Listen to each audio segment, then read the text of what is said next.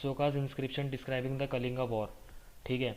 तो मैं ऐसा नहीं कि आपको बस देख के बोल दूंगा, मैं आपको क्लियरली समझा भी दूंगा और बीच में कोई ऐसे डिफ़िकल्ट वर्ड्स आएंगे तो हम ऑन द स्पॉट हम सर्च भी कर लेंगे कि क्या है वो टॉपिक का क्या है उस वर्ड का मतलब। ओके, तो फटाफट हम स्टार्ट करते हैं। तो देखिए, अशोका को कुछ इंस्क्रिप्शन जो हमको कलिंगा वॉर के बारे में मिला है वो क्या कहता है।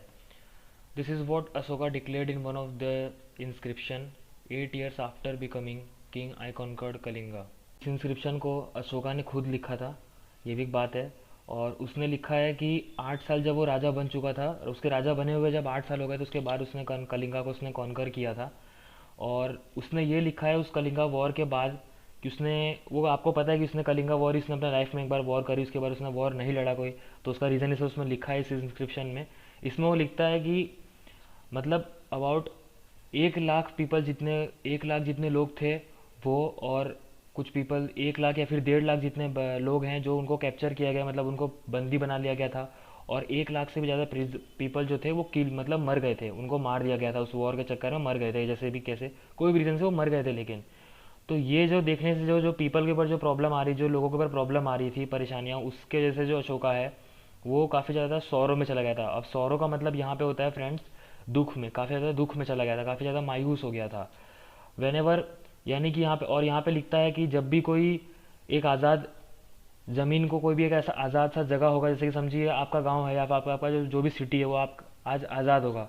अब अगर वहाँ पे आज कोई आगे अटैक कर दे उसको कॉन्कर करने के लिए, उसको अपने राज्य में लेने के लिए, तो उसकी प्रॉब्लम आपके ऊपर तो जरूर गुजरने वाली है, आपको पता ही है। जैसे कि उधर के जो लोग आएंगे वो आपके ऊपर प्रॉब्लम करेंगे, जैसा कि आप यूक्रेन और रशिया के वॉर में देख ही रहे होंगे, है ना। और पैलेस्टाइन और इसराइल के वॉर में भी आप देख रहे हैं कि वो जो भी जिनके लैंड पे जा रहे हैं उनको प्रॉब्लम कर रहे हैं, कॉज कर रहे हैं। तो यही उस वक्त हुआ था कि वो बोला था कि मैं जब भी कोई भी इंडिपेंडेंट जगह पे अगर जाके मैं वॉर करता हूँ उसको अपने अपने किंगडम में अंदर लाने के लिए, तो उसकी वजह से काफ़ी ज़्यादा लोग मरते हैं, लाखों पीपल की जान चली जाती है और बहुत सारे लोगों को बंदी बना लिया जाता है। इसमें जो है ब्राह्मण और कुछ मॉन्क्स, जो उस टाइम पे बुद्धिस्ट मॉन्क्स होते थे, उनकी भी जान जाती थी, जिनको आपको पता है कि उनके ब्राह्मण और मॉन्क को मारना, कोई भी तरह के पुजारी को मारना बहुत बड़ा पाप होता था, और अभी भी है, वो आपको पता ही है। तो इसकी वजह से अशोका काफ़ी ज़्यादा सौरों में था, यानी दुख में था। और पीपल जो थे, जो वहाँ के लोग थे, वो काफ़ी ज़्यादा अपने रिलेटिव्स के लिए काफ़ी ज़्यादा अच्छे विचार, अपने अच्छे व्यवहार करते थे, आपस में काफ़ी ज़्यादा अच्छे से रहते थे वो, और अपने दोस्तों के साथ। तो इसीलिए मतलब इनको ऐसे बंदी बनाना, इनके तो ऐसे मारना, ये उनको अच्छा नहीं लगा। तो सिंपली उसने बोला, इसकी वजह से वो काफ़ी ज़्यादा दुखद हो गया और उसने बोला कि इससे अच्छा मैं धम्मा को फॉलो करूँ। यहाँ से उसको आइडिया दिमाग में आया धम्मा फॉलो करने का। तो ये आपको याद रखना है कि इस वॉर के बाद ही अशोका ने धम्मा को फॉलो करना चालू किया था, क्योंकि क्वेश्चन बहुत बनता है आपको पता। तो धम्मा को से बाद उसने फॉलो करना चालू किया। धम्मा मतलब धम्मा से ही मैं ज़्यादा से ज़्यादा बेटर है कि मैं धम्मा यूज़ करके ही, मतलब जो है टीचिंग्स और अच्छे वर्क को यूज़ करके ही मैं लोगों को अपने अंदर इन्फ्लुएंस करके अपना, मेरे आप को फॉलो करने के लिए ऐसा लोगों को इन्फ्लुएंस कर दूँ मैं, समझ रहे हो। तो उसने सोचा कि मैं वॉर क्यों करूँ जब मैं लोगों को नॉर्मल इन्फ्लुएंस कर सकता हूँ अपने बातों से, अपने ज्ञान से, तो वो ज़्यादा बेटर है और उसमें कोई ब्लड शेड यानी कोई खून खराबा भी नहीं होगा। तो ये था उसका मेन रीज़न वॉर को छोड़ देने का और धम्मा फॉलो करने का, और ये कलिंगा वॉर के बाद हुआ है, ये आपको ज़रूर याद रखना है। तो अब हम आगे के टॉपिक पे जाते हैं। वो यहाँ पे है कि वॉट वॉज अशोकास धम्मा। तो अशोका का धम्मा क्या था, मतलब बहुत सारा सवाल इसमें ऑप्शन आ जाता है, जैसे कि अशोका का धम्मा क्या है, तो आपको कुछ ऑप्शन दे देते हैं, या फिर which one of the following is not one of the Ashoka's dhamma, इस टाइप के क्वेश्चन आपको मिल जाते हैं। तो ये भी होता है। तो देखते हैं हम क्या होगा। अशोका का धम्मा जो होता है वो क्या था इसमें। तो फ्रेंड, सबसे मेन बात जो है अशोका के धम्मा की, वो कुछ ये बातें हैं, जैसे कि आप कोई भी धर्म के भगवान की आप पूजा करते हैं तो आप देखते हैं उन सबकी अपनी अलग अलग आस्थाएं, अलग अलग मान्यताएं हैं, ठीक है।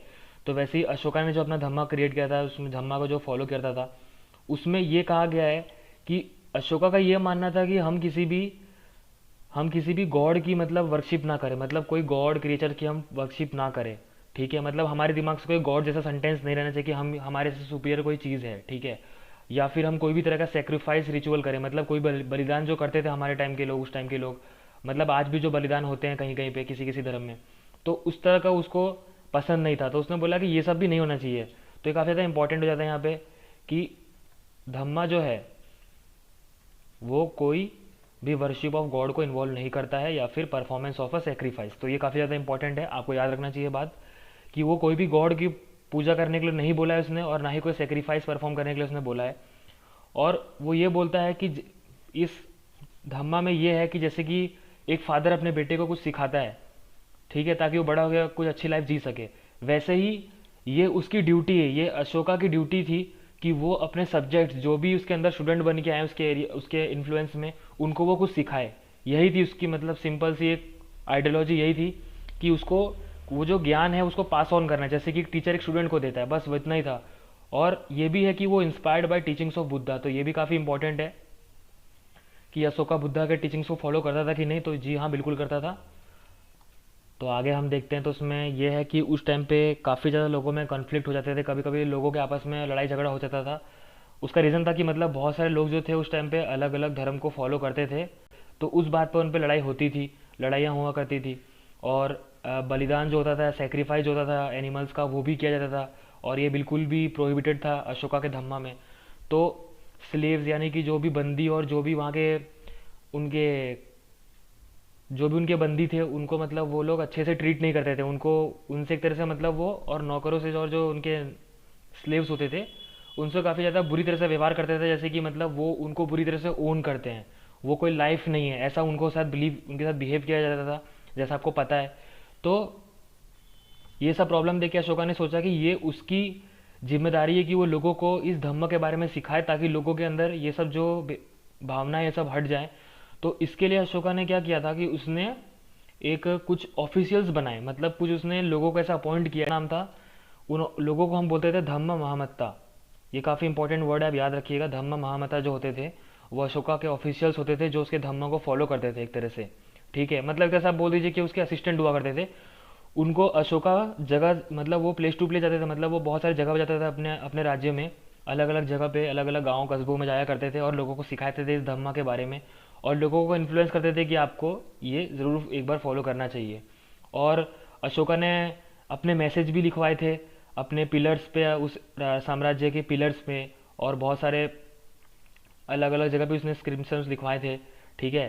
तो ये भी काफ़ी इंपॉर्टेंट क्वेश्चन है कि अशोका जो है उसने उस मैसेज को पत्थरों पे और पिलर्स पे लिखवाया था कि नहीं लिखवाया था, तो ये अशोका ने करवाया था। यहाँ पे ये भी बोला गया है कि अशोका जो है वो दूसरे दूसरे जगह पे भी, मतलब दूसरे देशों में भी अपने मैसेंजर्स को भेजा करता था, ठीक है, अपने मैसेंजर्स को भेजा करता था वहाँ पे अपना धम्मा का इन्फ्लुएंस कराने के लिए। कुछ देश है जैसे कि सीरिया है, इजिप्ट है, ग्रीस, श्रीलंका, है ना।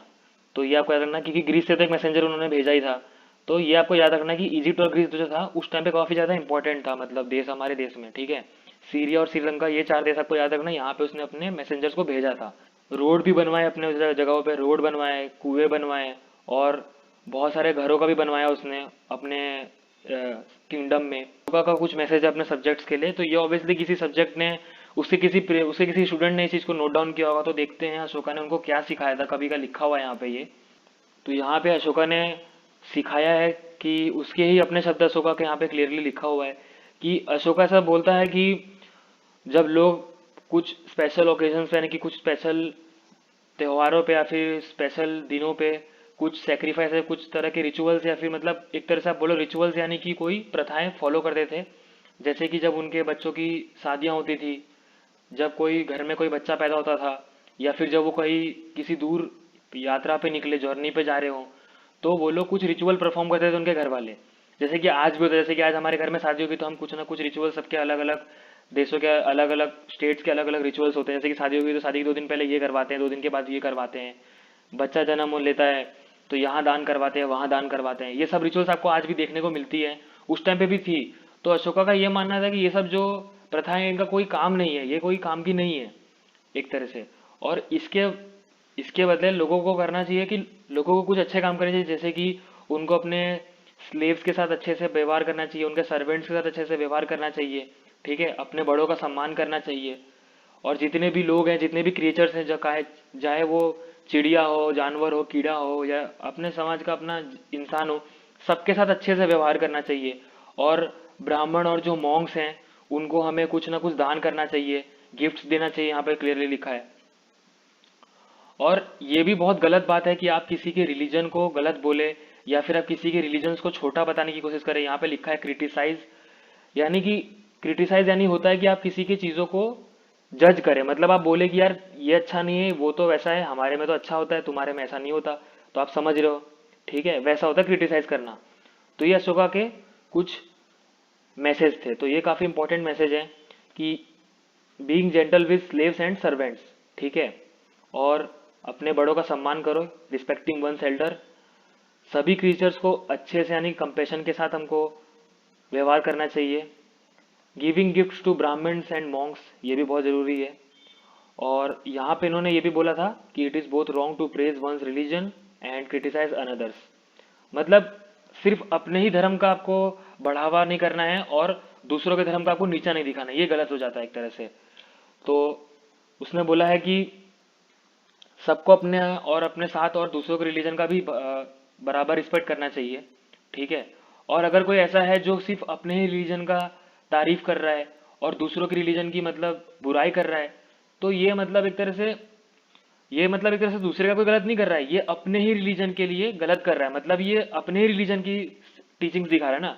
एक तरह से लॉजिक तो है बात में, मतलब अगर आप एक रिलीजन को फॉलो करते हो, अगर आप दूसरे रिलीजन के लोगों को बोलोगे ये खराब है, तुम तो ये खराब हो वो खराब है, तो एक तरह से आप अपने रिलीजन का आप उनको दिखा रहे हो ना कि हमारे रिलीजन में तो भाई यही सिखाया गया है ना। एक स्टीरियोटाइप आपको लोगों को समझ में आ जाएगा ना कि आपके रिलीजन में तो लोग यही सोचते हैं ना कि दूसरे के रिलीजन को ये बोलना है वो बोलना है।